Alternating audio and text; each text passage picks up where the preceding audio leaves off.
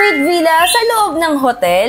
Uy, bago to mga bestie. May private pool at jacuzzi. Or yung mas bet nyo, yung mag-swimming dito sa infinity pool na may overlooking view. Meron na ring free drink sa Sky Pool Bar, free facial at access sa sauna. Staycation goals talaga, di ba? Welcome to the Royal Club Hotel and Resort dito sa Lakeshore, Mexico, Pampanga. 1 hour lang yung biyahe from Manila, bestie. Na-amaze din ba kayo dito sa infinity pool nila sa roof deck? Exciting mag-flex ng mga OOTD at mag-swimming dito kasi sobrang ganda talaga ng overlooking lake view tsaka yung may view ng Mount Arayat. Dito kami nagstay sa Villa Amara. And yes, bestie, may villa dito sa loob ng hotel nila. Modern, spacious at luxury yung interiors. And pinaka-favorite namin dito yung glass doors papunta sa infinity pool at jacuzzi. Malawak yung pool tapos may pa-waterfalls pa. Imagine, bestie, gigising kayo sa umaga tapos ganitong view sa pool yung bubungad sa inyo. O diba, panalo yung nature at lake view? Fully air-conditioned tong villa and dito naman yung living area and dining area.